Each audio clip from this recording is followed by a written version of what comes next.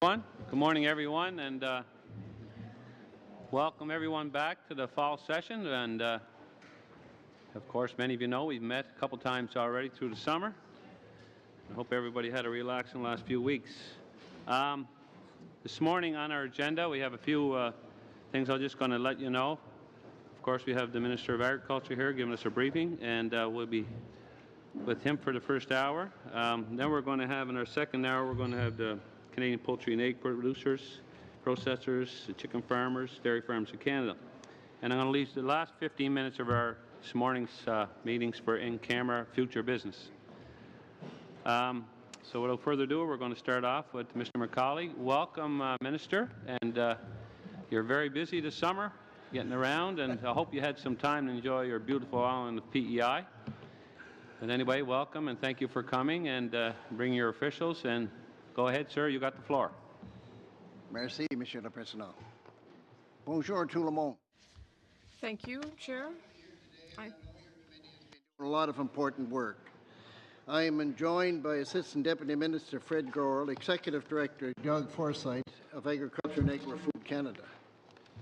As well, officials from the Canadian Border Service Agency, Global Affairs Canada, and Finance Canada are also at the table, should their technical expertise be needed.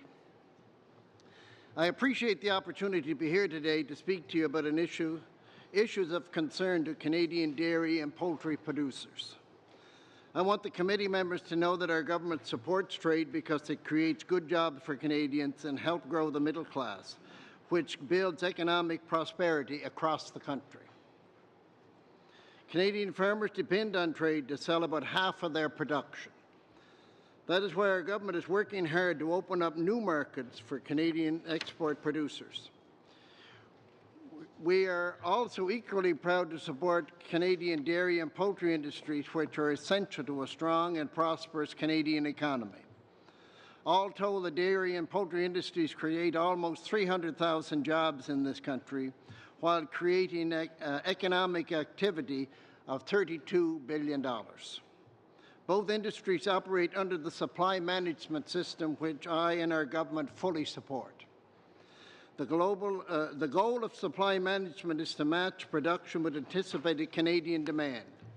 The federal government supports Canadian supply management system, and we recognize the importance of effective import controls. The Canadian Border Service Agency plays a central role in this regard, and it administers the border controls that apply to dairy and poultry products in accordance with Canadian international trade obligations.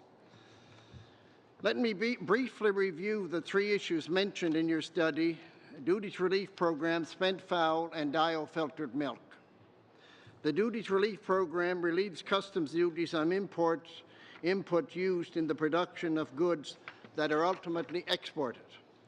Supply management producers worry that the program is being used inappropriately. They have expressed their concerns that some features of the program are negatively impacting the domestic market. Specifically, supply managed products are concerned about potential diversion or substitution in the domestic market of supply managed goods that are imported duty-free. Such imports could allow imported dairy and poultry products to displace domestically produced products, and that's not fair. Government officials are actively reviewing this, and the Canadian Border Service Agency has heightened enforcement activities to ensure that the program continues to be used as intended under the law. As a result of recent CBSA enforcement efforts, imports of supply managed goods under duties relief program have dropped since the start of 2016. The second issue in your study concerns spent fowl. Canadian chicken producers have been concerned that some importers may be getting around the supply system by declaring some broiler chickens as spent fowl. Spent fowl can be imported without tariffs from the United States.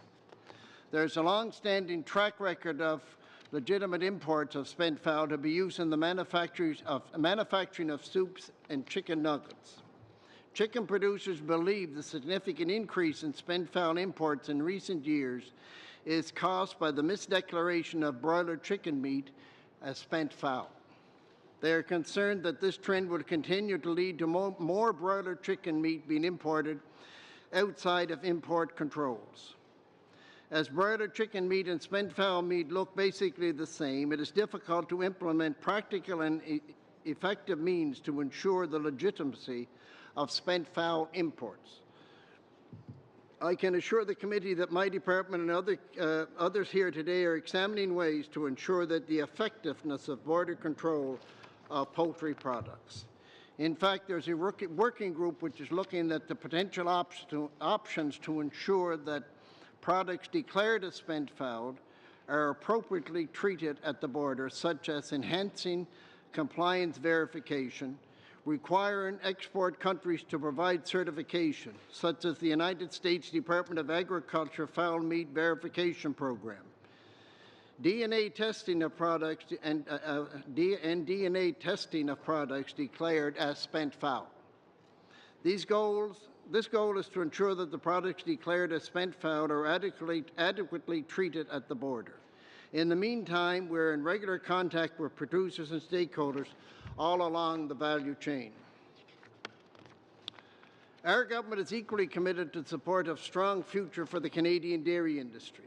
It is one of the largest agriculture and food sectors in the country, generating farm gate sales of $6 billion, processing sales of near $17 billion, and well over 100,000 jobs.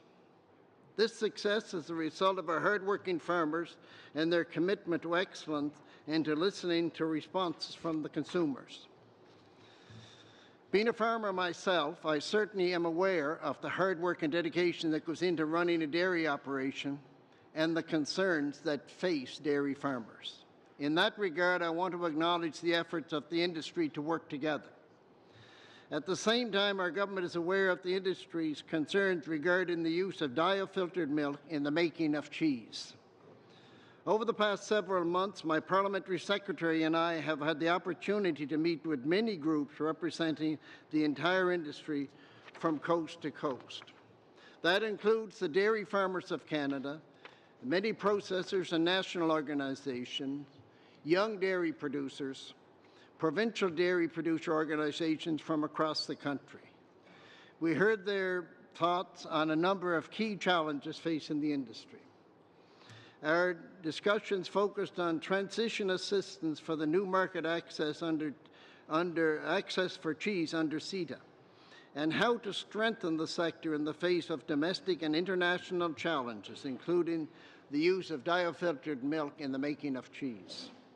These discussions will certainly inform the development of long-term sustainable approach for the Canadian dairy industry. Together, we are working to find solutions that work for the whole Canadian dairy sector. So while we work to address these challenges being discussed today, our government is moving forward with a number of investments in innovation that will help dairy and poultry farmers succeed.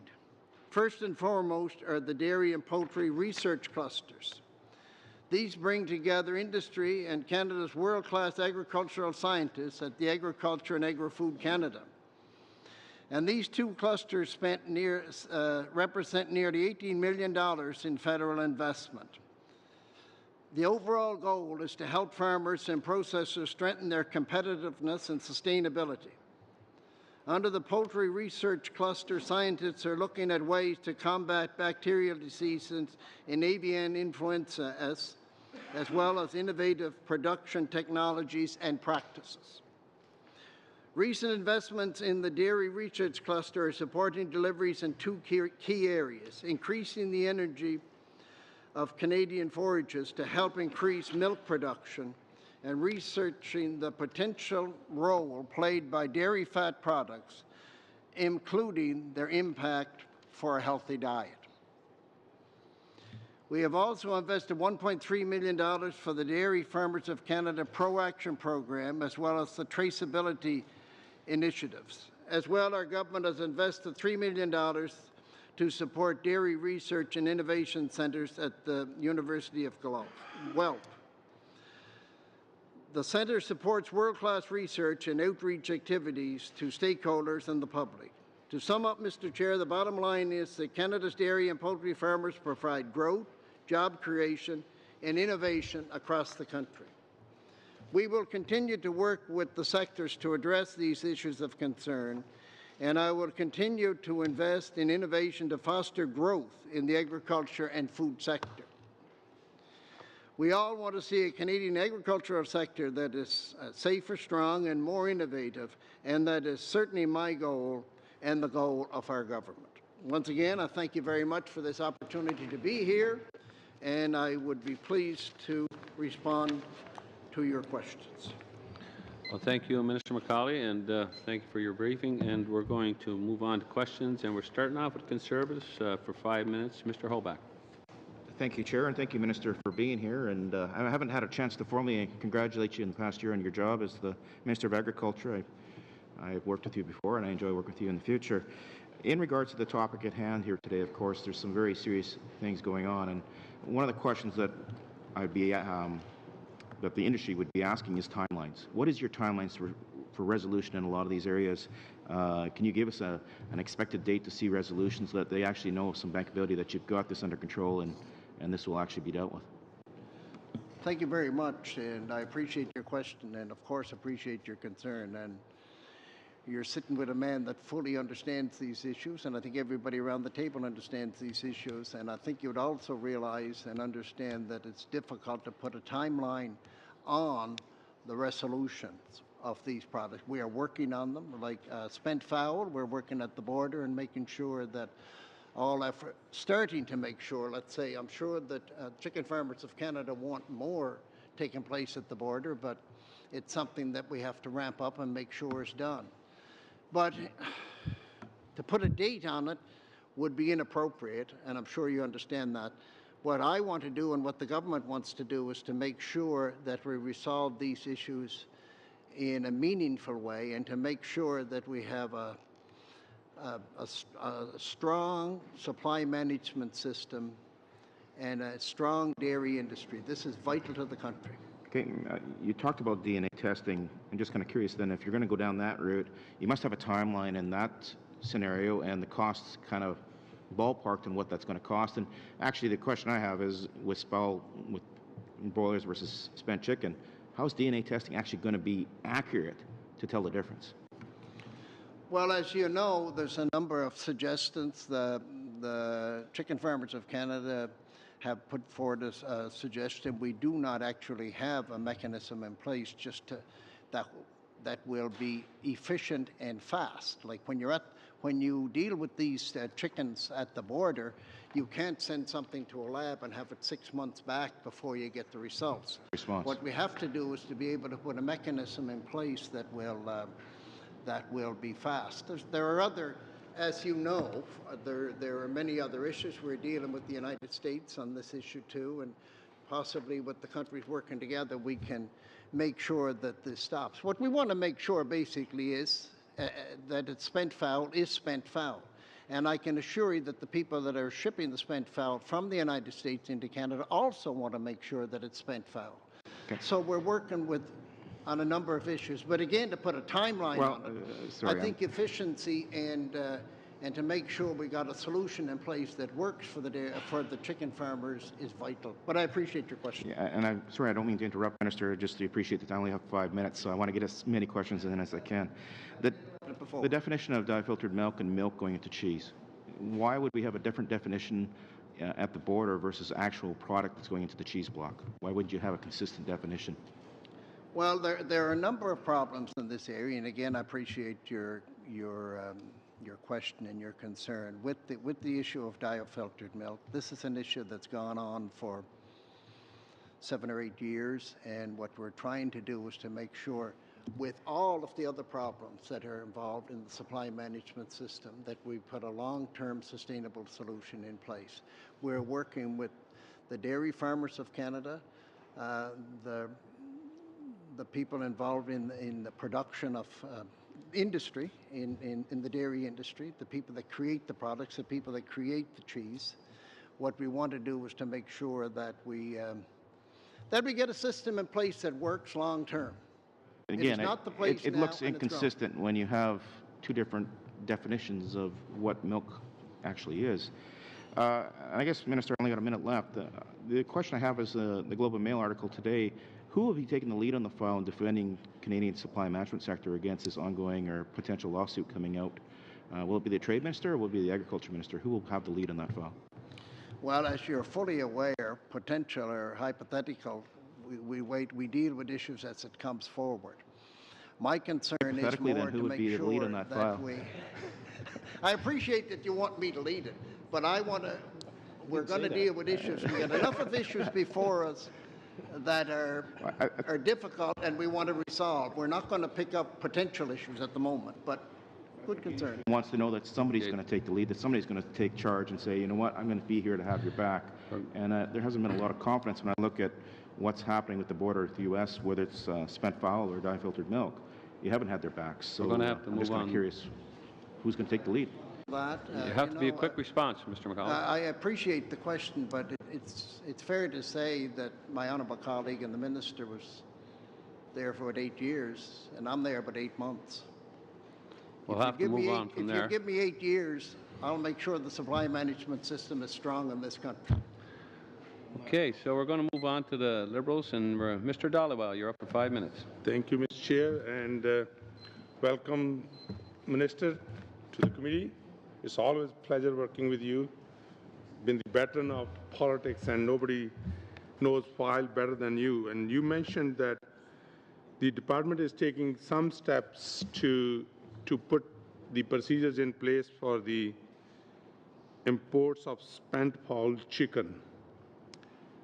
Would you be able to tell us and Canadians that those measures that you and your department is planning, whether it's the DNA, whether it's certifying from the Agriculture Department in the U.S., would those measures will be enough to deal with this situation, because this problem is going on for many years? Suk, you're absolutely right, and we're looking into a number of options. You mentioned a few of them, and including the DNA testing and verification program and others. Of course, it's a problem, excuse me, which affects several government departments, so my, excuse me. So my colleagues and I have had many discussions, and we have a working group with the government officials from several departments to look into this. You know, it can involve Americans with the spent fowl, putting a certification on it that it is spent fowl and it comes from a spent fowl production area. Like, that's one of the options. DNA is another option that could possibly be used. But my officials, if anybody would like to expand on it, they can. But If I may, Mister? yeah. If I may, thank you. It's a good question, and thank you for it. On the spent fowl, as the minister's clearly identified, the concerns of fraudulent practices. So working right now, as we are with Trent University, at looking at the opportunities of having a protocol on the DNA, distinguishing between broiler meat and spent fowl. You can appreciate that's a very complex issue that's going to take some time. But also we're consulting with countries such as the United States Department of Agriculture. They have a spent fowl program verification, looking at what they can do. Right now it's a volunteer program, but it's very clear that we need to be looking at all options to ensure that the product coming north is the product that is being described as, and that will be continuing. I think those issues are complex because DNA, actually doing a DNA testing of poultry itself will not be that simple, but I think there is an opportunity in working with the chicken farmers of Canada, there is an opportunity to be looking at that as one of the options that the government would be considering. And I think it's fair to say that the people that are producing the spent fowl, and actually are producing spent fowl in the U.S., want this situation rectified too, as we do. Okay. Thank you. Minister, you mentioned about research clusters during your opening remarks, and you has mentioned some of the initiatives that your department and the government is considering. Could you expand on those, how they will help the poultry and dairy industries? Thank you, Suk. And the clusters have been in place for a number of years, and governments have supported them. And I think it's very important that you have the the brain trust of the universities, the manufacturing sector, and the dairy industry or poultry industry, or whatever involved, whatever cluster it is, sit down and they have a chance to. What has to happen, you have to have the brains and the research and then the agricultural sector to put the stuff in play. But the end result is that the university and the scientists create like canola. That's a prime example of what can happen when everybody works together and you have something that brings, China alone, it brings in $2 billion a year of new money for the farmers in this country. That's the kind of thing that we want to see develop. There was $70 million allocated in our budget for this type of thing and to make sure we enhance the research in this country. And we want to make sure, hopefully, in the next budget, that we continue on this process and make sure that the researchers, number one, talk to each other, number two, talk to people around the world, and we want people to make sure, like the announcement I made in Swift Current a few days ago, $35 million. It was an announcement just to make sure that people understand that this government is fully committed to research in agriculture. Science-based research is vital for the agricultural sector. Thank you, Mr. McCauley, and thank you, Suk. We're going to move on to the NDP, and Madam Ramsey, go ahead. 5 minutes. Thank you. I'll be sharing my time with MP Brasso. Minister, thank you for appearing before us today. I think it's also fair to say that Canadians are not happy with our supply managed sector being opened up further in CETA and in the TPP, in particular for dairy. We've heard many people sit at this committee and certainly individuals present to this committee that have stated that exactly to us. Myself in my riding, I've heard from people that they're unhappy about that. Now, this government accepted the Conservative negotiated deal under the Trans-Pacific Partnership. There was a commitment made from the previous government of $4.3 billion in compensation to supply managed sectors. So my question is, are you going to provide the $4.3 billion in compensation to the supply managed sectors under CETA and TPP? Well, of course, as you know, thank you very much for your question. First, and I appreciate it. As you know, this country is a trading nation, and there were statements made before the election, and what we have to do is sit down, as we have been doing with the different agricultural sectors, and to make sure we understand the importance of compensation with CETA, and I've indicated that a number of times. But what actually in June, after the rally that was here on the Hill, you said within 30 days you'd meet to discuss compensation. Did those meetings take place within 30 days? I certainly did meet, and I appreciate your input and direction. But it's a limited time. There's always limited time, and there seems to be always limited money. That's the business we're in.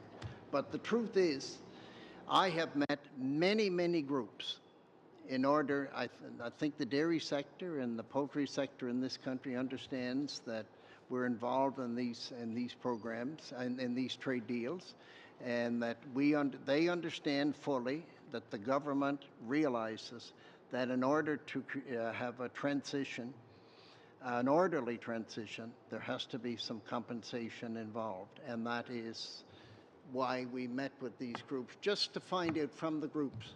Being a farmer myself, I always felt it was much fairer if you started from the ground up than from the ground up to the minister, not from the minister down to the farmer. And that's what we try to do. But I think I come from a rural riding too. I know, but I have limited time and I have to go to my colleague next for her participation. So I thank you for that answer. Okay. Thank you, Tracy. It's just, once again, I guess, timelines, right? I know that you've consulted for dye-filtered milk.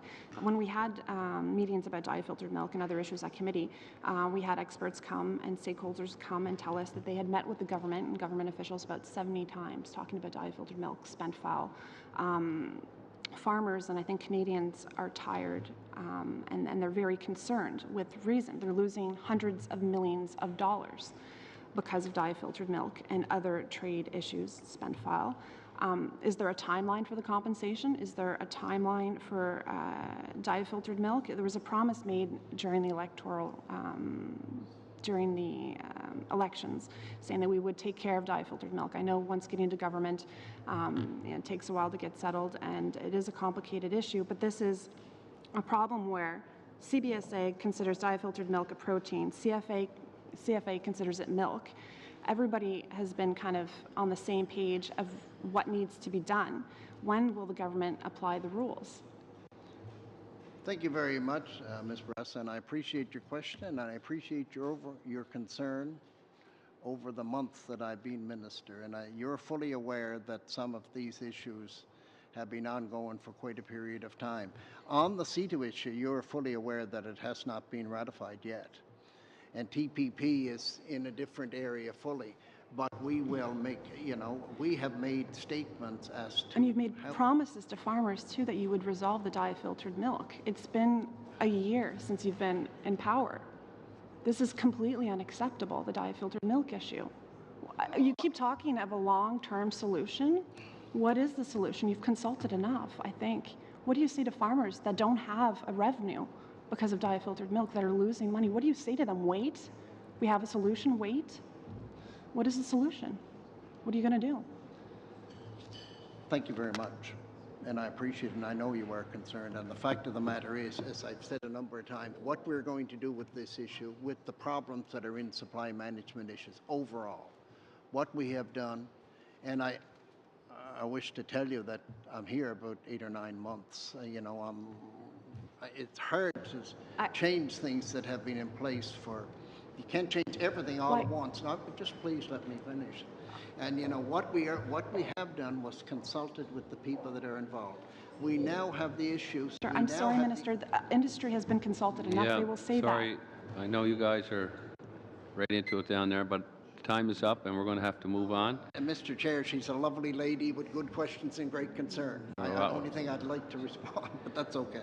She's always welcome your time is up. You're always welcome at our committee, and but we got to move over to the Conservatives and Madame Lapointe for 5 minutes. Go ahead. Alors, bonjour, bienvenue, Monsieur. I'd like to welcome the Minister. It's a pleasure for us to have you with us today. Earlier, you mentioned that U.S. spent fowl producers want the situation to be settled. Is it not working? It's always the same thing.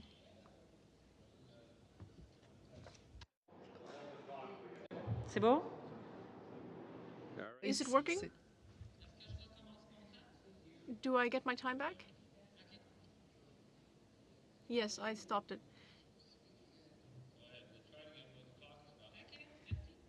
Thank you. So, thank you. Welcome. Can you hear me? Hear anything else? Now, 2 is not working. Can you hear me, Minister? It's 1. This is the interpreter. Can you hear me?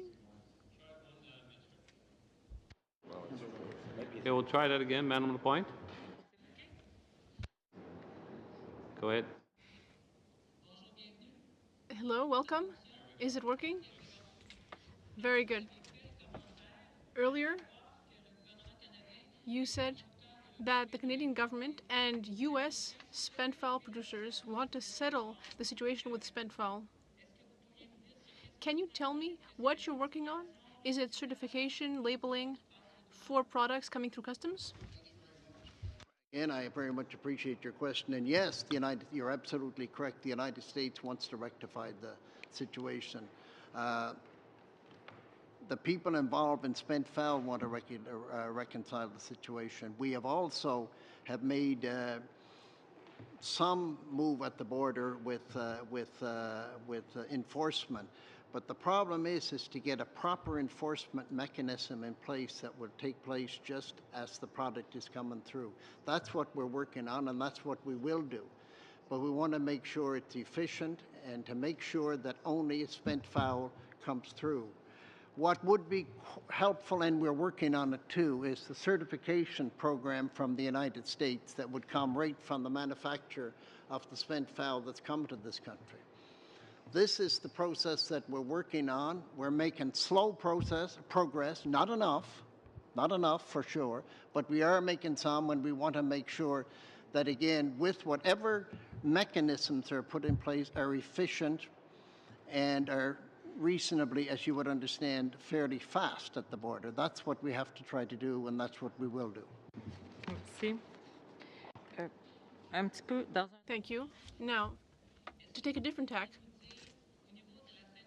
can you tell me, on the international stage, what have you, Minister, done to increase trade and market access for Canadian agricultural products in order to increase the revenue for farmers and their families?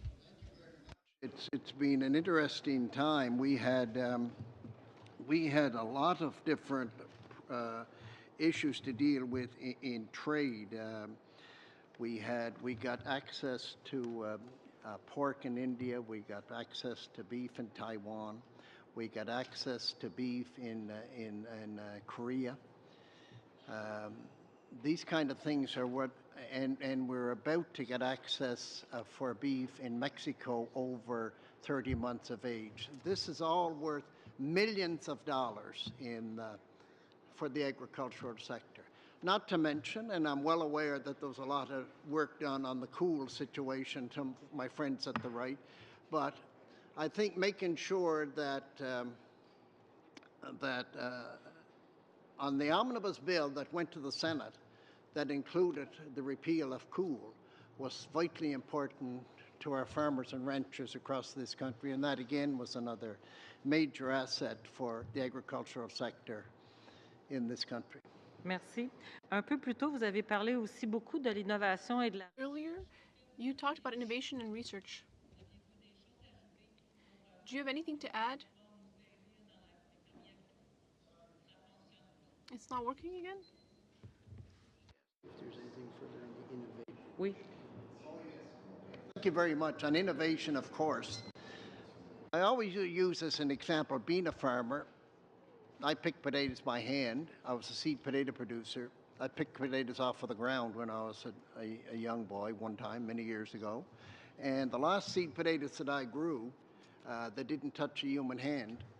And that's about 25 years ago. So basically, if you're going to be in the business, innovation is a vital part of making sure that our agricultural sector, whether it's in the supply management sector or any other sector in the country, it's so important that innovation, that you keep up with innovation. You never get there, it keeps going, and we have to make sure that farmers are on the cutting edge. That's for every other country in the world. That's what every other country in the world is doing, and that's what we have to do.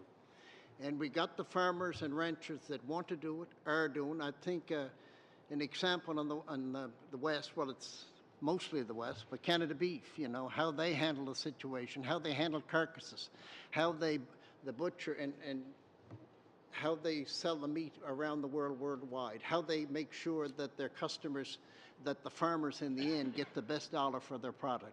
It's a great example. But again, nobody understands better than the people involved in Canada Beef how vitally important it is that we continue to be innovative, that we continue to stay in the cutting edge, and that's what we're going to do. Merci beaucoup. Okay, thank you. And that wraps up your time, Madam Lapointe. And we're going into the second round now, and we're going to start off with the Liberals. And we got Madam Ludwig. Go ahead. Thank you. Good morning, Mr. Minister. Firstly, I would like to say that we missed you this summer at the Queenstown Fair in Village of Gagetown. I represented the government without you. Sorry. But you were duly missed. As you're aware, in New Brunswick Southwest, we do have a dairy industry and certainly a strong cheese industry. And I have heard different concerns from the constituents in my riding, and I just wanted to follow up on some of those. One is looking at the opportunity for succession planning, so a little bit different, but when we look at our farming industry, especially in rural Atlantic Canada, we have an aging population. Is there any plan within our government or within your department working with the farmers to help them with succession planning in addition to innovation? Thank you very much, and I can tell you your question is a good question that there's not a great answer for. Quite simply, it is a problem. A farming operation today is worth an enormous amount of money. And what we're doing at the moment, we're working on it and seeing if there's any way that we can address the problem. We're aware of the problem, which is at least a start in trying to deal with the problem. But in order to make sure that the firms stay in a competitive matter, a competitive range. That's why I mentioned the innovation. And I also want to, they have to stay productive. It's not totally answering your question, because we cannot provide dollars just to buy firms. That is not in the game. But if there's ways that there could be other ways, and we're looking at it. But what we want to do is make sure the operations you're talking about remains fully competitive. That's where the research dollars come in and are so vitally important. Whether you're in the dairy industry, growing potatoes, canola, or whatever it is, we have to make sure that your farmers, if they're growing grains, that they have a seed that can produce more, probably use less moisture.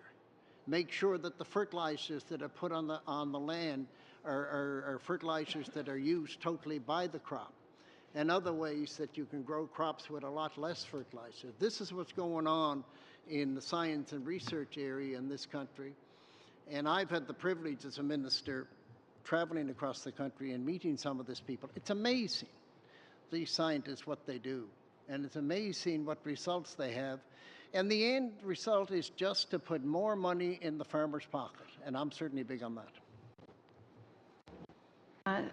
Thank you very much. I also wanted to just continue on with that. So I don't think there's any farmer that I'm aware of in my riding that's looking for, the purchase of a farmer, the purchase of land.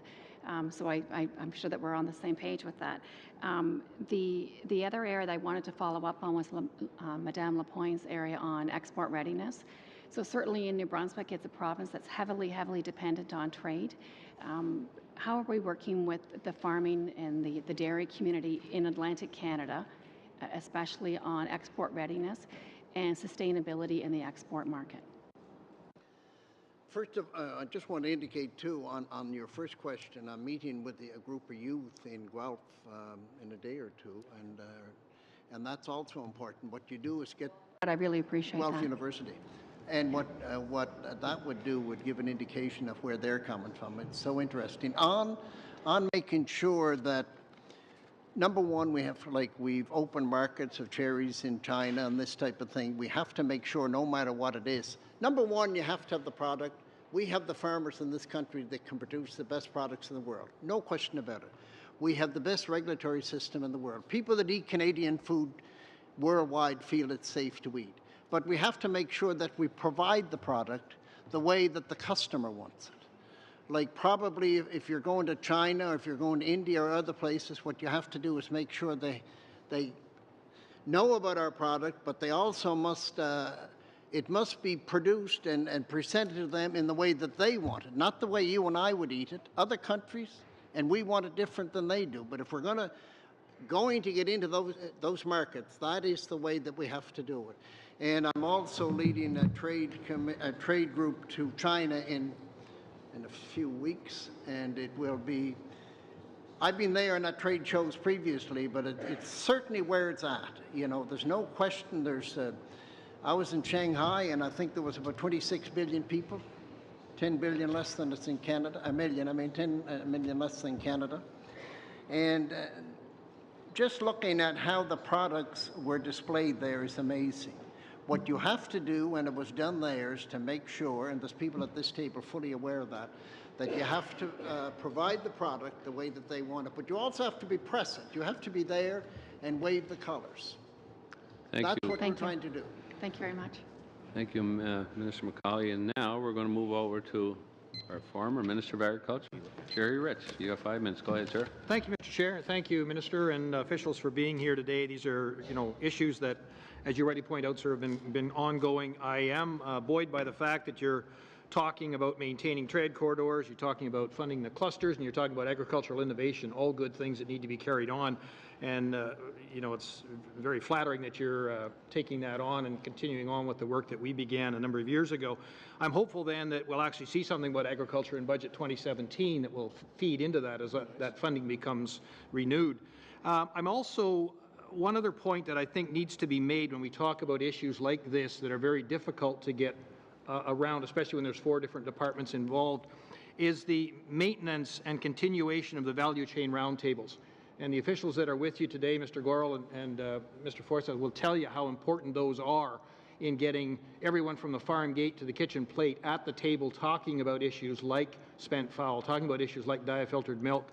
And those are where the solutions will be found. They won't be found here. They'll be found from those people that have a grounded sense of what's needed. You also talk about the certification program in the U.S. on spent fowl, and I'm aware of that.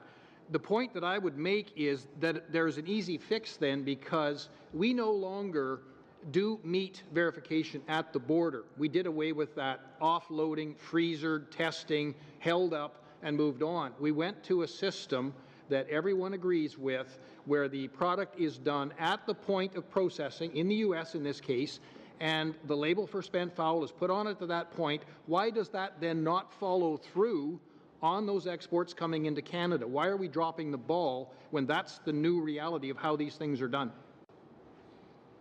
Thank you very much, Mr. Ritz. I'm sorry. I'm used to calling you minister. And I might add you were somewhat generous to myself when you were there, and I appreciate it. I think just to respond to a few of the things that you had to say, research, and I think you would agree, is vitally important. And you mentioned research, and we have $70 million in the last budget that was, and things come on fairly quick. What that indicates is it's so vitally important that we have the finances in place, and I'm sure you dealt with it too. There's never enough money. But what we want to do is make sure that the researchers have the money, as much money and the equipment that they vitally need in order to create the clusters. products. That's where the clusters are so effective, because you've got all these other partners that have money as well. It's not just yours. Excuse me, Mr. Ritz? I say that's why the clusters are so very important, because everyone brings their dollars to the table, not just you. And you end up with a 7-to-1 or so leverage, which is very important in making use. You were somewhat helpful, Mr. Ritz, and I appreciate it. And that's why I indicate that it's so vitally important we listen to everybody, including you. And that's what we will do as a government. We listen to everybody, and we want to make sure that we have all the, before we jump to a conclusion. I mean, I know your mention about the spent fowl and certification program, but I think, quite honestly, you were there, and I think you have an idea as to how quick these things can be done. But what we have indicated and what we will do is make sure that we put a complete supply management system in place that's long-term. But I can tell you, too, you want a response, but I know you got another question. But on the spent fowl issue and diafiltered milk, you're not starting at zero. A tremendous amount of work was done over the last couple of years leading up to the election call and the TPP final negotiations, which put everything on hold. But if you check with the departments that are around there, they're not starting at zero either. So you're 70 yards down, 100-yard dash. So I would expect that it would not be difficult to put a timeline on place saying by next spring we expect to be here. Thank you very much, Mr. Ritz. And I think you would agree for me to put a timeline on any of this stuff, and then you have to get there because of a timeline, would be completely wrong. I think you understand, and I know you understand full well, the situation that the supply management system is in today. They are in great difficulty and have been for a number of years. What we want to do, and I've indicated many times, is not to jump to some conclusion right away. We want to make sure that we put a system in place that is long-term and sustainable. And I can assure you we will. And we will deal with the United States, and we will deal with the farmers, and we will deal with the manufacturers, and make sure that we have a proper system in place. And I think in the end, you'll be very pleased to see a long-term, sustainable supply management system in this country, which I know you support. Thank you, Mr. McCauley. Thank you, Mr. Ritz. And we're going to move over to the Liberals now. And Mr. Fonseca, you have 5 minutes. Go ahead, sir. Thank you, Chair, and thank you, Minister. And Minister, thank you for in your role as a minister, but also as a farmer. I always say that if you ate today, thank a farmer.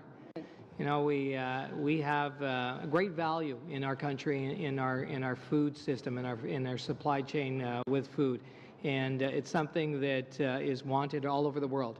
So I think we have a tremendous opportunity in terms of diversifying our markets and in growing the sector. because people understand that Canada has healthy and safe food. So this speaks, my question will speak a little bit to the integrity of our system and keeping that. So when we look at the spent fowl, I see that in 2016, this comes from the Chicken Farmers of Canada, we imported 109% of the U.S. entire spent fowl. Can you tell me over this past decade, has that been increasing to the point where it's reached 109%, or have we been always measuring it? Thank you very much for your question, and as you're right, it's been a problem. Over the last number of years, it has increased dramatically, but in this year, to this point in this year, it has decreased, and we have worked with CBSA and trying to make sure that the issue is addressed. I think the people involved understand that something's going to happen. The Chicken Farmers of Canada, they understand that something is taking place and will expand. There's a number of things that have to happen in order to put the supply management system in place, and the border is one of them. And that's one we're dealing with. And if somebody on the Border Services would like to expand, I would be more than appreciative. Sure. Between 2012 and 2014, a series of 25 compliance verifications were conducted on importers of spent fowl. Concurrently with that, in that period, imports of spent fowl fell by approximately 22%, which speaks to the deterrent role of compliance verifications. Even though none of those were resultant, we did see a decrease in imports. More recently, a series of 8 compliance verifications were initiated earlier this year and are still in progress. Based on the results of those, potential national verification priority will be created with broad verifications across the country of other importers. Can you tell me what the goal would be like? So what percentage do you feel, if we weeded out the fraudulent actors in this, what percentage of spent fowl from the U.S. would be coming across our border? Well, first of all, I thank you for the question, and there's no question that there has been some results at the border. There's been a number of people charged at the border, but again, I'll let my colleague from... What is the penalty if someone is caught? It really depends on the nature of the non-compliance. In general, it's a tariff classification issue, and there's no evidence that it was willful. Duties are assessed, and interest as well as penalties are issued. This is with spent fowl specifically. With the duty relief program, there are obviously other remedies as well.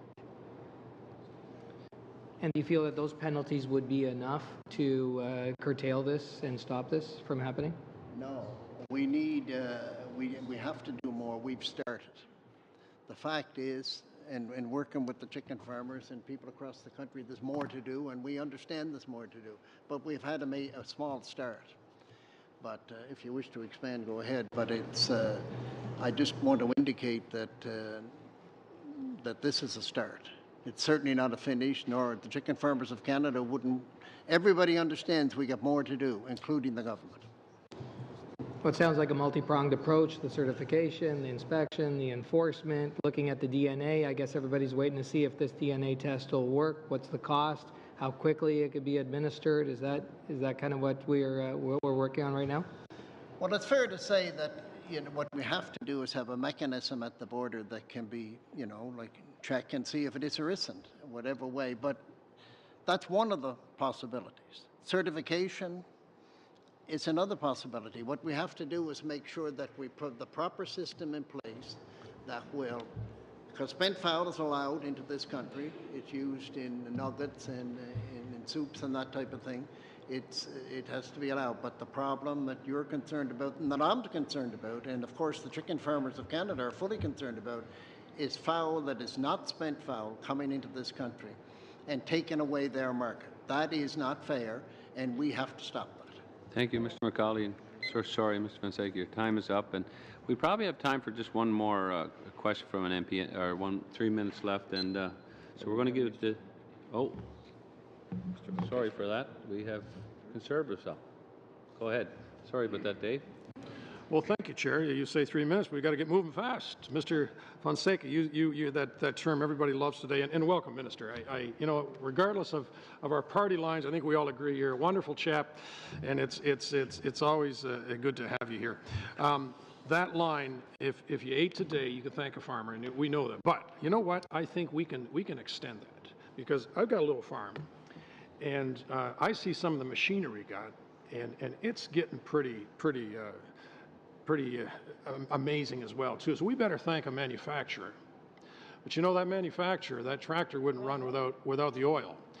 And so we better thank the people in the oil industry, too. And now that's what I want to talk to you about. I want to talk to you about pipelines. Of all things, why would we talk about? Well, because in this country, we have an oil industry that's going down the tubes. And I suggest to you, sir, that if that happens, it is going to affect the farm gate in an incredibly negative manner.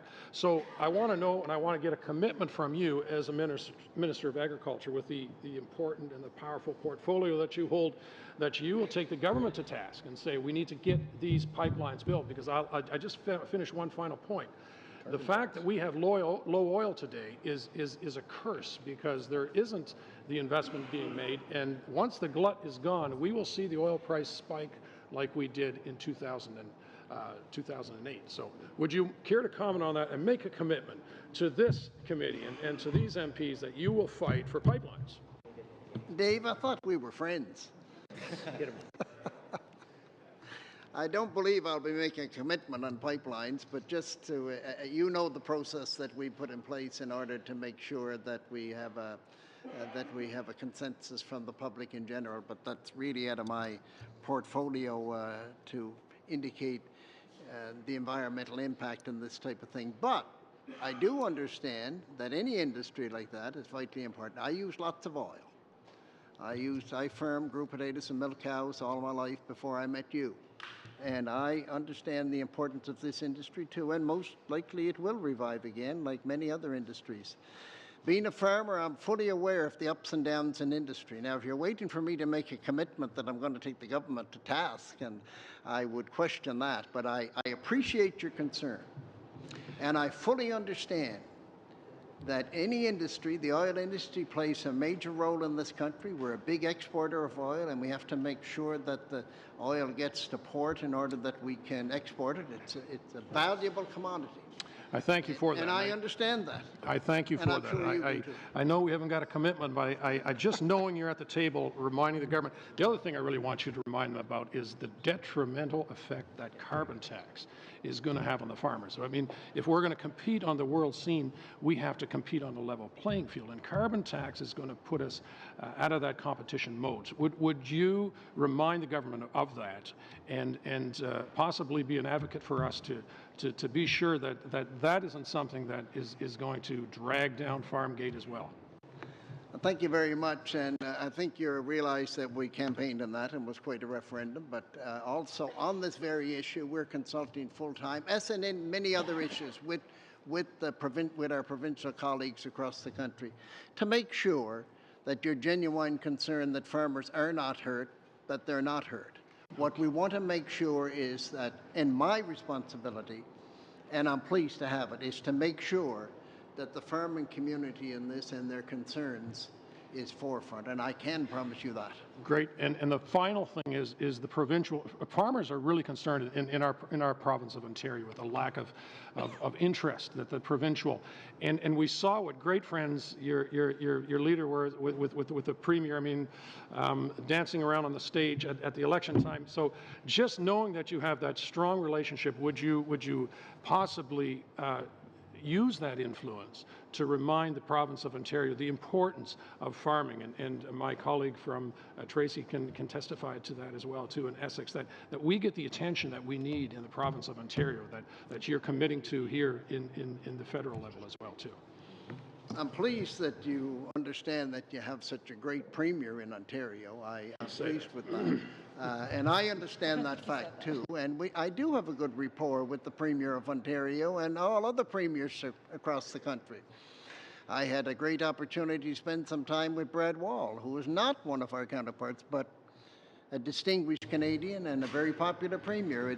I think it's my responsibility to deal with all provinces and territories and to make sure that everybody is involved in decisions. And that I can commit to too. And thank you very much. Well, thank you, Minister. We're going to go to one more questioning, but I'd just like to remind our members here that, you know, if we bring a minister in for a certain topic, I think it's very important that we stick somehow the relevance of the topic that we bring a minister here. But we have a couple minutes left, and the NDP's got the last 3 minutes, so go ahead. Thank you. Thank you, Chair. And I miss working with you on AG, but it's nice to see you today. So I guess I'm just going to ask you a few more questions about dye-filtered milk, because that's, I guess, what we're supposed to be concentrating on, a study on Canadian border services, duty referrals, other issues, dye-filtered milk and spent fowl. So this is an issue that has been going on for the last few number of years. Dye-filtered milk is something that was made in the States to ship off to Canada. They found a loophole. Supply management is based on 3 pillars, right? It's production management, pricing, and control at the border, control of imports. And with dye-filtered milk, we see the loophole, we see the problem. It has a dual identity. When will this be dealt with? I know you've consulted a lot, and I know your government likes to consult Canadians, but I think enough consultation has happened. I think a lot of the major players are on the same page of what needs to be done. What happened in those consultations, Mr. Minister? Are we on the same page? I think it's just missing government action. The government needs to control what's happening with the importations of dye-filtered milk. Thank you very much, Ms. Brassa, and I appreciate your concern, and I've heard it a number of times. Some answers, I'm sorry, and every time I question you, thank you, Minister, you say that you understand my concern. We'd like an answer, and I think farmers deserve an answer. It's been a year, almost. It's one of the concerns, for sure, in the supply management sector, and also the low price of skim milk powder and this type of thing. It's all contributed to a problem in the dairy industry. But I think you would agree, too, that, you know, I've been here for a few months. I've taken this on fully and fully intend to address it. But what we want to do is to make sure that we address it in an appropriate manner. What did I hear when I consulted with people? Many, many things. You'd even hear some things at the table here today. But there's one thing when we're dealing with young dairy farmers in your province and across this country. They're concerned about the longevity, the long-term sustainable dairy industry. That's what they're concerned in. What you have to be careful of in this business, and I know you want to ask something else, is that you don't just have a knee-jerk solution. What you have to do is a long-term sustainable solution over the whole package. I know that you want me to tell you that a week from Friday I'm going to do something. That is not the case. We cannot set a date. We cannot set a timeline. Why not? But we can tell you one thing that we're going to do. I'm sorry, Minister. I'm going to interrupt you. I don't have much time. I need to know.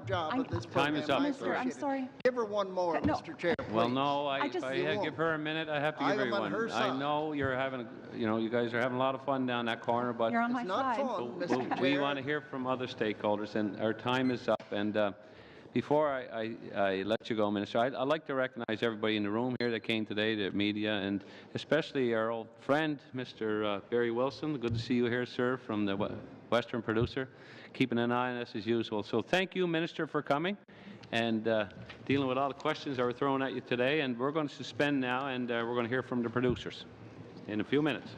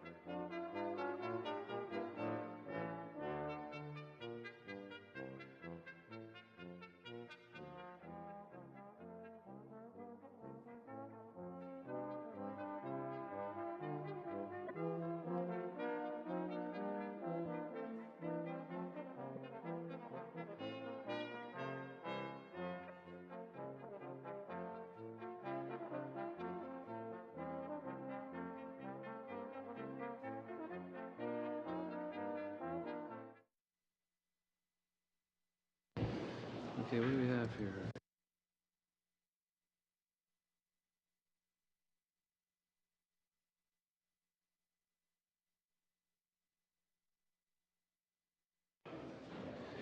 Just have under 40 minutes here, and I think this is a good segue. We had the minister coming in, and now we have the stakeholders dealing with this topic coming in.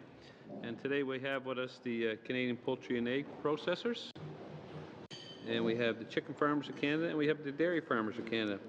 So I'm going to start off, I guess, with the poultry. And if you can keep it as tight as we can so we can get some questions in, I appreciate it. So go ahead. Who's, is it Robin? It is Robin. Well, welcome, sir, and you have the floor. Good morning. Thank you. So my name is Robin Horrell. I'm the President and the CEO of Canadian Poultry and Egg Processors Council, and I thank you for the invitation to provide the committee and other interested parties our perspectives on the Canadian Border Service Agency's duties deferral program, as well as the border circumvention issues with spent fowl. Our organization, CPEPC, is the national trade organization for Canadian chicken and turkey processors, hatcheries, egg graders, and egg processors. Now in our 66th year, our council has member companies in every province of Canada. In addition to representing the interests of more than 170 Canadian poultry processors, egg graders and processors, and hatcheries, our membership includes over 50 national and international industry partners who have joined us as associate members. To put simply, my members buy live chickens, live turkeys, table eggs, and broiler hatching eggs from supply managed farmers. So CPEPC member companies work within the supply managed system for chicken, turkey, eggs, and broiler hatching eggs, and our members support the system. We are committed to building the long-term competitiveness of the Canadian poultry industry. Foremost priority is to modernize the supply management system to ensure continued broad consumer support, mitigate processor risk, and to better respond to the market pressures and the competitive environment. The goal of the system for Canadian consumers is to ensure that they receive safe, local, high-quality poultry products, while farmers receive a fair return for their efforts, all without government subsidies. The goal for my members, who purchase live chicken, turkey, eggs, broiler hatching eggs from supply-managed farmers, is a fairly priced, dependable supply of the right product at the right time. And as members of your committee know, supply management depends on three pillars: producer pricing, production planning, and import control. And it is our belief that the import control pillar is being circumvented. We are on record with government as supporting efforts to intensify ongoing anti-circumvention measures that will enhance our border controls. For our industry, these measures include preventing importers from circumventing import quotas by adding sauce packs to chicken products, elimination of imports of broiler chicken labeled as spent fowl, and excluding supply-managed products from the Government of Canada's duties deferral program. This committee is concerned with two of those three measures: CBSA's duty deferral program, as well as the issue of imports of broiler chicken labeled as spent fowl. The spent fowl issue is one that affects the chicken sector only. The duty deferral program can apply to all supply-managed poultry commodities, but currently affects the chicken sector more than the other supply-managed poultry sectors. So I'll first refer briefly to the duty deferral program. CPEPC and our members support programs that contribute to the creation of jobs and innovation in the Canadian poultry industry. That includes programs that allow Canadian manufacturers to purchase raw chicken at internationally competitive prices, add value in Canada, and re-export that product. CBSA's duty deferral program is designed to do that, but so is Global Affairs Canada's import to re-export program, managed by the Trade Controls Policy Department. The import to re-export program, IREP, is especially designed for products subject to tariff rate quotas, and in our opinion is the correct vehicle for this type of activity for our industry. Therefore, CPEPC favors exclusion of supply-managed poultry products from CBSA's duty deferral program. Having said that, it should be noted that industry requires an IREP program that is user-friendly for Canadian companies in the poultry sector in order to encourage economic activity in Canada while protecting our industries from potential TRQ circumvention. Therefore, the timing of elimination of poultry products from the duty deferral program must allow for any necessary changes to IREP. Companies currently using duty deferral will need adequate notice in order to allow for a smooth change to IREP. Our goal must be to ensure that there is no impact on legitimate business. Turning next to spent fowl. In the chicken industry, spent fowl is the term used for laying hens, either table egg laying hens or hatching egg layers that have reached the end of their productive life and are slaughtered, and the meat's used for many further processed chicken products. The properties of the meat make this product preferred for many processed products. In addition, this product is usually a much less expensive raw material for processed products. Spent fowl is not part of the supply-managed sector in the chicken sector in Canada, which means that spent fowl can be imported into Canada tariff-free. I need to be clear about this. CPEPC and our members support the import of spent hens and spent hen meat because it contributes to the creation of jobs and innovation in the Canadian poultry industry. Canadian companies are among world leaders in producing many of these products for Canadian consumers and for consumers worldwide. Our concern is with broiler product that is labeled as spent hen and imported into Canada, thereby circumventing the border controls. This fraudulent activity results in illegal meat on the Canadian market, and the result is depression of the Canadian market, loss of opportunity for Canadian farmers to grow additional broilers, and for Canadian processors to process that product. We applaud what we understand is a current concentrated effort to address specific incidents of fraudulent imports of these products. However, on an ongoing basis, we believe that we need mandatory certification of spent hen product for import into Canada, as well as use of DNA testing. In conclusion, our members operate within the supply-managed value chains. These systems have benefits, and our members support them. We are, however, concerned with fraudulent import activity, and we support intensifying anti-circumvention measures that will enhance border controls. For our industry, these measures include certification and DNA testing to eliminate imports of broiler chicken labeled as spent fowl, and excluding supply-managed products from the Government of Canada's duty relief program and putting them into IREP where they belong. I'm looking forward to answering questions from the committee members on these two issues. Thank you, Mr. Harrell. And we're going to move over to the Canadian chicken farmers. And we have Mr. Ruel. Go ahead, sir. Merci, Monsieur le Président, membres du comité.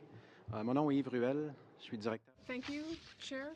I'm Yves Ruel, Manager of Trade and Policy at Chicken Farmers of Canada. Thank you for having invited me to speak about this important matter,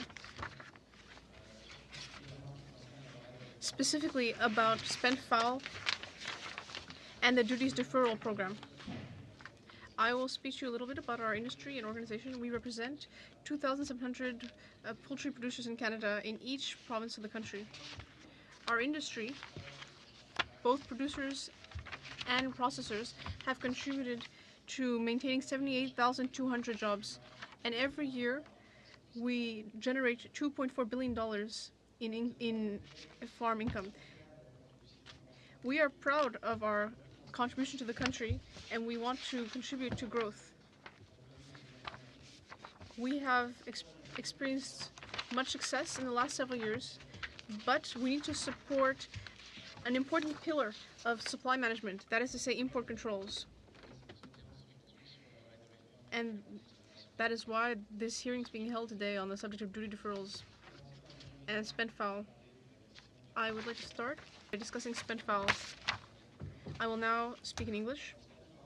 We've seen over the years an increasing volume of chicken broiler meat that is being illegally imported into Canada as spent fowl. It is in 2012 that we saw for the first time a pretty strong evidence when the volume of imports from the U.S. represented 101% of the U.S. slaughter volume. So as you can understand, this is not possible. First, they consume some fowl meat in the U.S., they export to other countries in Canada, so it's impossible that we imported 101% of their entire supply. And the problem kept going after 2012. You have a graph that was circulated to you that shows the annual imports. And the data suggests that the problem is increasing in 2016. From the beginning of the year, so for the first 7 months that we have official data, the imports represent 114% of the U.S. fowl production.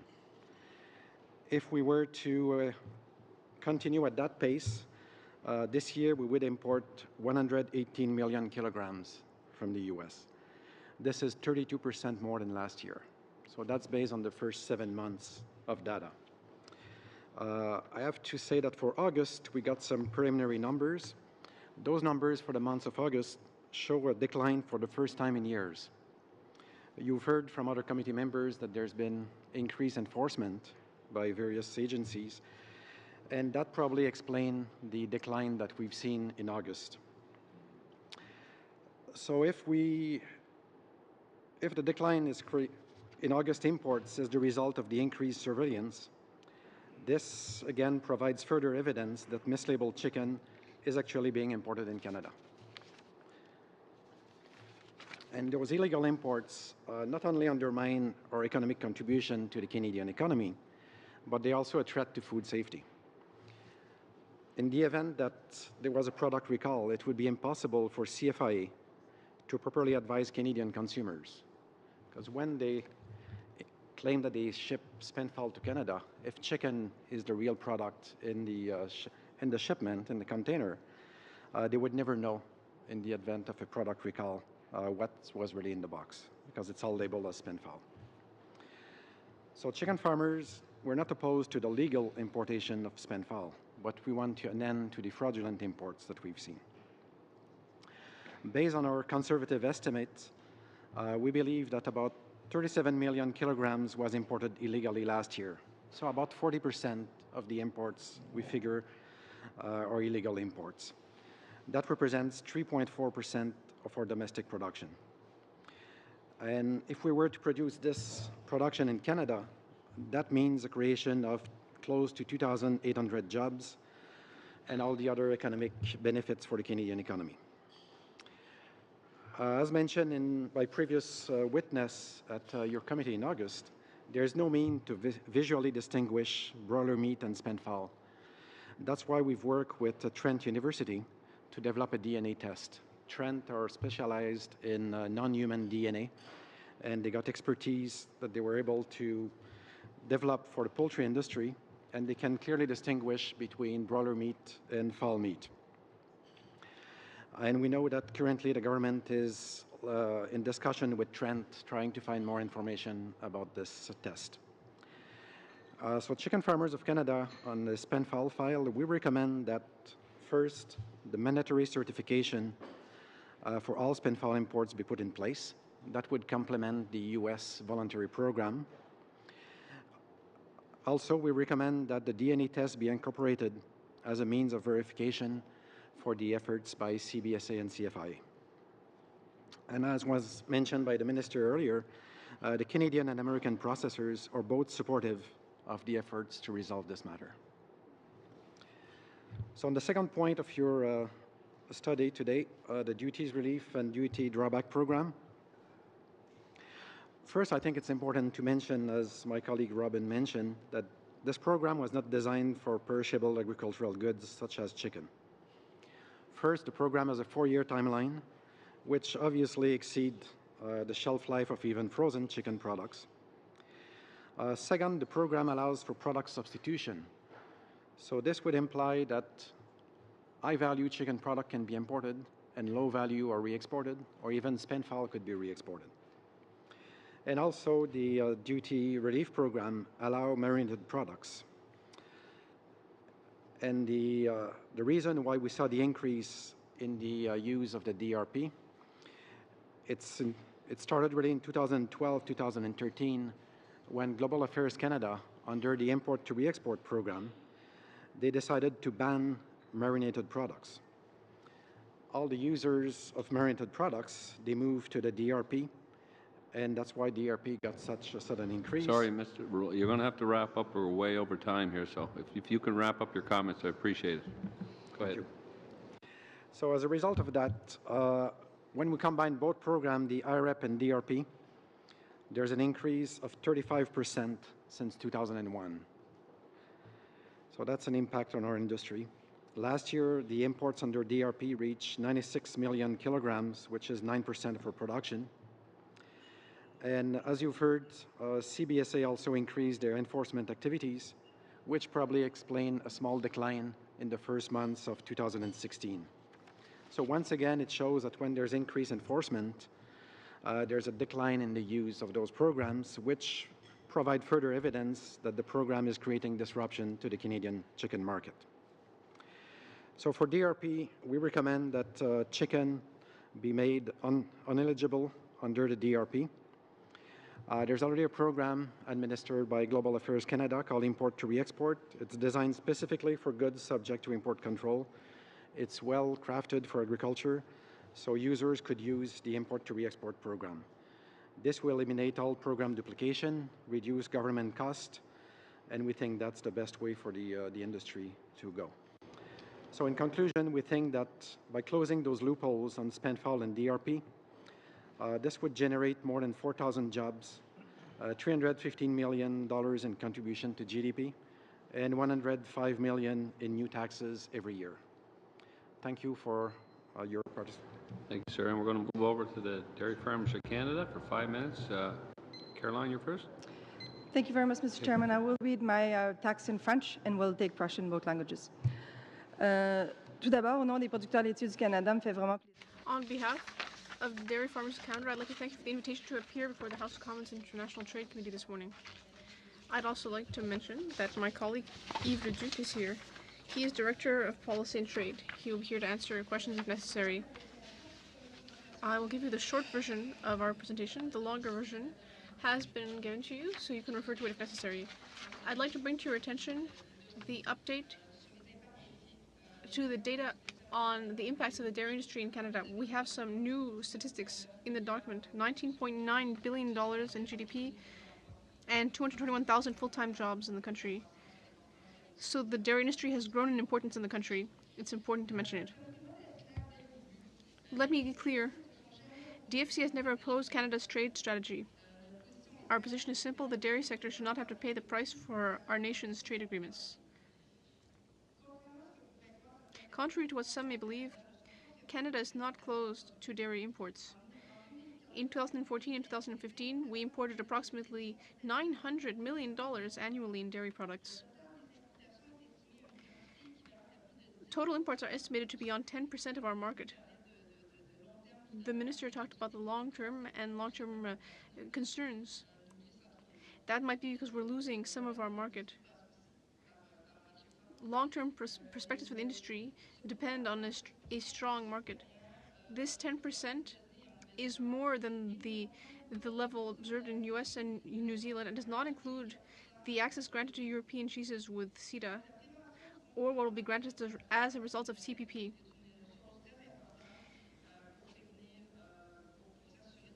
It's important to have the information we need to prevent tariff circumvention.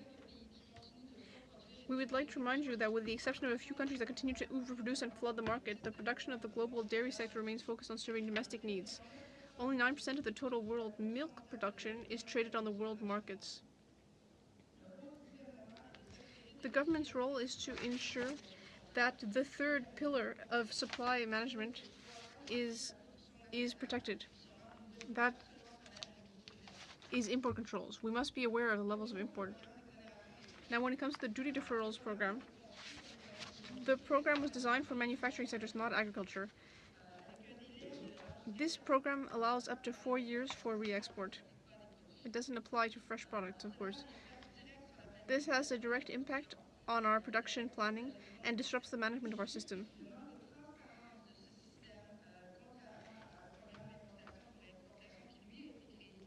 Supply managed products have their own specific program called IREP, and the duties relief program does not benefit from the same transparency and management.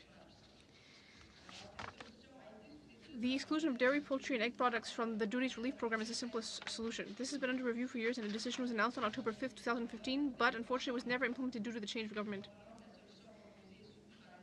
We understand that the proposed solution is supported by the current administration and is simply awaiting approval. When it comes to the issue of dye-filtered milk, at this point I'm truly at a loss for words. Between 2011 and the election in 2015, Dairy Farmers of Canada had 59 communications with the previous Conservative government on dye-filtered milk. After the 2015 election, we restarted the process with the current Liberal government, and over the past year we have had numerous and ongoing meetings with the Prime Minister's office, with the Ministers of Agriculture and International Trade,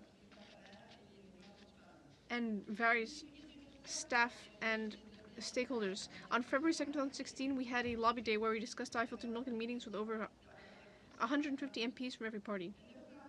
On March 9, 2016, we presented and answered questions for 2 hours at the Standing Committee on Agriculture and Agri-Food on dye-filtered milk. On April 21st, there was a full opposition days in the House of Commons. The entire opposition day was about dye-filtered milk.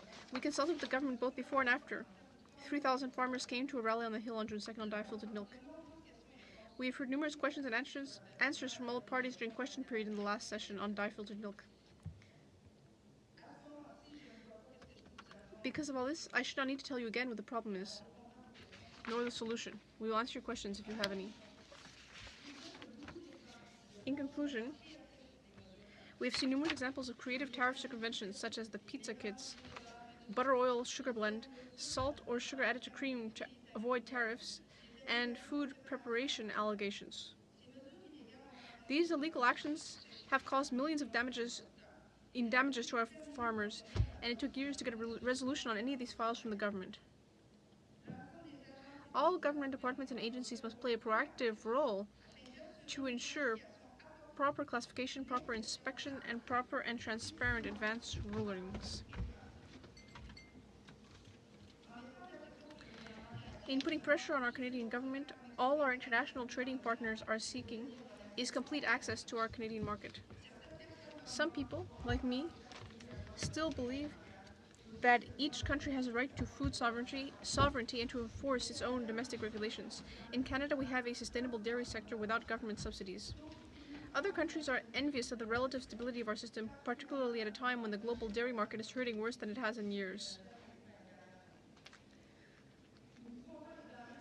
We can't blame them for being scared of a thriving Canadian dairy sector, but they cannot blame our government for protecting Canada's food sovereignty.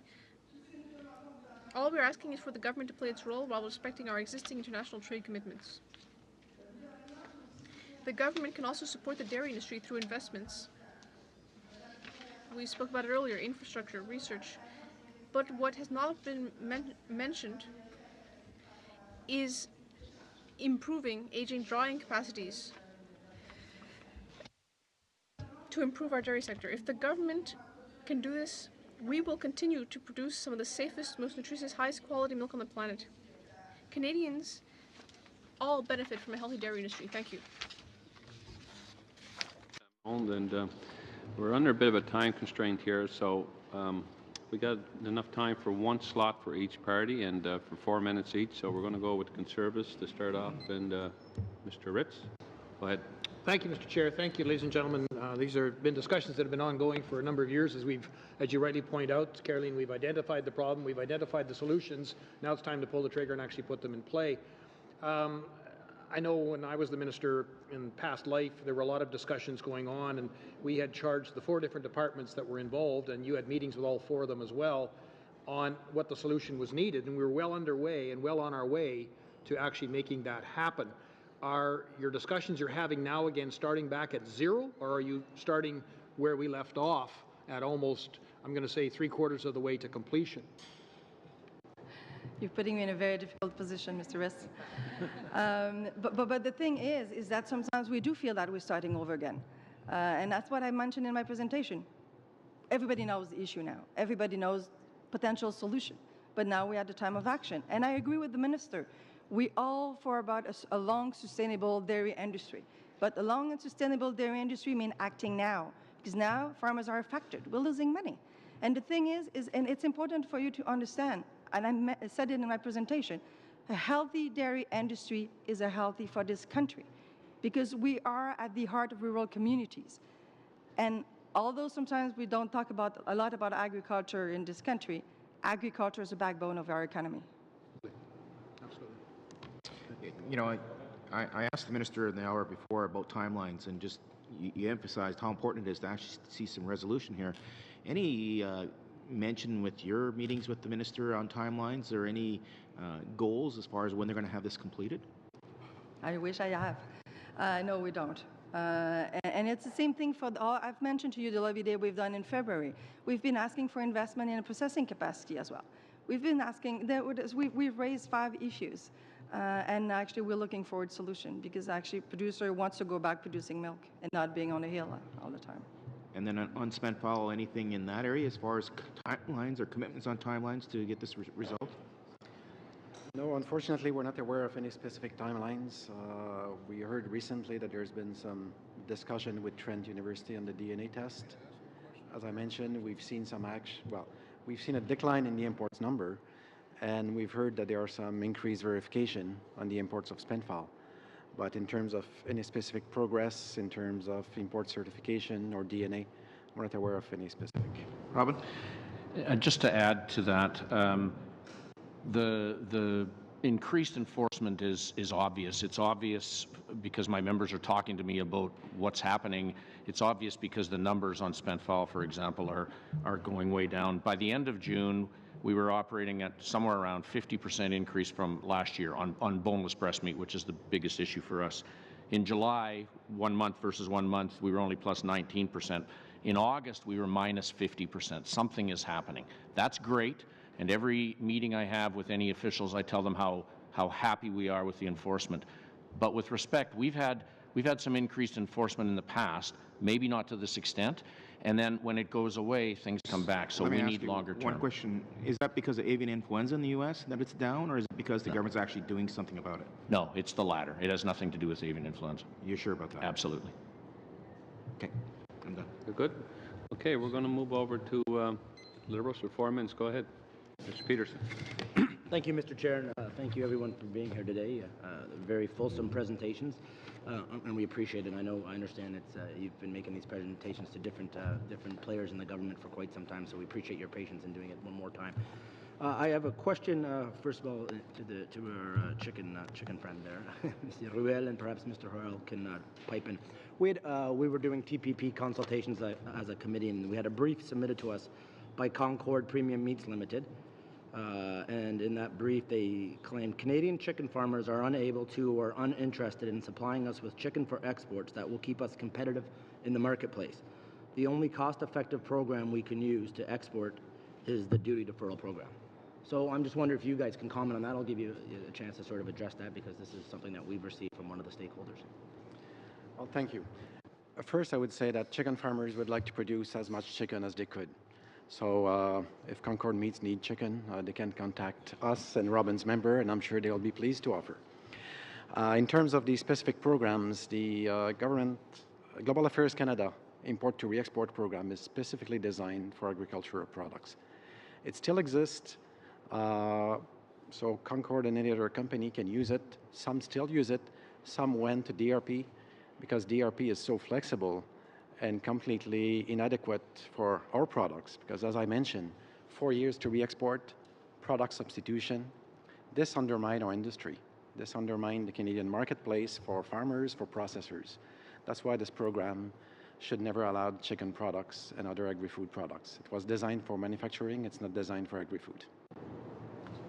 So to be fair, the cost of Canadian chicken, raw material for further processing, broiler chicken, is higher than the world cost or the cost from the United States. It's part of our system. It's part of fair pricing to producers. It's okay. I've already said we support the system. But Yves' point is right. Concord Meats, who's not a member of mine, but any other company that wants to further process products, has got an avenue through the import to re-export program that allows them to import meat at a world price, add whatever value they need to add, and re-export it. As long as they re-export it, it works fine. So that's the avenue. I said it in my brief, we're not against, in fact, we are for innovation, jobs, that kind of thing. IREP will allow all that. Okay, thank you for addressing that. I know I'm pressed for time. Ms. Imon, you mentioned almost near your conclusion about how it would be great if the government would make investments in the industry to make sure it's long-term viability. I'm just going to give you a chance to elaborate on what kind of investments you see as priorities and what investments we can make as a government to ensure the long-term viability of your industry. Thank you very much for the opportunity. Yes, we have mentioned research and development. I think that's key innovation. We're all about innovation, and there's opportunities. But we've also, the minister mentioned our Pro-Action Initiative, which is our sustainable policy. And it's one of the most advanced around the world that we've developed. It's an amazing program to ensure food safety, environment, traceability, so all kind of very important elements that a consumer wants to know. And that the government has been including in the policy development. But now we're entering the implementation phase. We're talking about $200 million that the producer will have to pay. So that's a good example. And processing facility. Farmers have been investing on their farm to grow, to have innovation, to be more efficient. Processing sector needs some help and encouragement. So we're asking the government actually to give them those incentives. We're doing our part of the job now. It's time for the government to step in as well. Okay, thank you. And it's pretty well timed. Okay, thank you, Mr. Peterson. And we're going to move to the last slot with the NDP. And go ahead, Madam Ramsey. I'm so frustrated. I'm sitting here shaking my head because I'm a new MP. I also have been at this job for 10 months. I represent a rural riding in southwestern Ontario. And the Liberals brought in supply management, and I want to know where the outrage is over not standing up for import controls for our supply managed sector in our community, because I don't hear it. I don't hear questions coming from their bench. We made an attempt in New Democrats to put forward an opposition day. It was turned down. I want to know where the responsibility is to supply management from this government, and I hope that the members of this committee will hold their own government to account, because as we hear, you represent ridings that are rural as well. It's time to stand up against this. 10 months is more than enough time. The information has been provided by the sector themselves. They've given the solutions. They've done it thoughtfully. They've partnered with universities. They've partnered with people to create solutions that have not been adopted. Shame on this government for not standing up for Madam farmers. Ramsey, Sorry. when we I'm have sorry. witnesses here, we Okay. don't want to So get into I a would- cross dialogue. All right. Right? Because they don't have the. And I'm I'm- going to just I'm- hold the time for a second. No, I'm not taking up your time. She could say what she It's wants. just, we'd like to focus on the witnesses, and because we don't want to get into kerfuffle back and forth, so if you can steer your questions toward the witness. I don't mind opening statements, but I think they're here to answer your questions. I don't want to kerfuffle. I want to impress upon the Okay. government the importance, as our witnesses have been, I feel. Our witnesses have sat here and said to us, it's incredibly important that the government listens, and they've been at that table. This consultation process has been going on, but at some point you have to move from consultating to governing, and that's what we're looking to see. We're looking for that leadership from our government, from the minister. So again, you know, if I had to grade the government on where we're sitting, it's a complete F to supply management. And when we look at agriculture in general, but when we look at the trade agreements that we're going into, you know, every trade agreement that we're entering into is eroding our supply management. So I want to ask you, in a trade agreement, what would you like to see? What would improve the situation for supply management? And for goodness sakes, what can we possibly do to advocate on behalf of you? Thank you for your question. Actually, what's important at this point, we can't change the past. We have to live with it.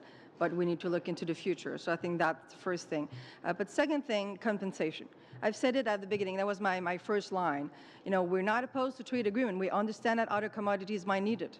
But the thing is that our farmers and our economy shouldn't pay for it. Because, as I said, a strong dairy sector is important for this country. So we need to make sure that if it was a decision by this country to move forward with that agreement, and that farmers need to be compensated, because we need to make sure we maintain that strong dairy industry. So that's the first thing. So continue to advocate for compensation will definitely be a key, and as well for investment. We've been an industry that has been very self-sufficient, but we need to pick the good horse, and dairy industry is a good industry in Canada. So we need to be able to continue doing that. And a commitment to supply management is part of it. And we mentioned the third pillar. Everybody has a role to play. From government, producer, processor, everybody has a role to play, and we're doing our part.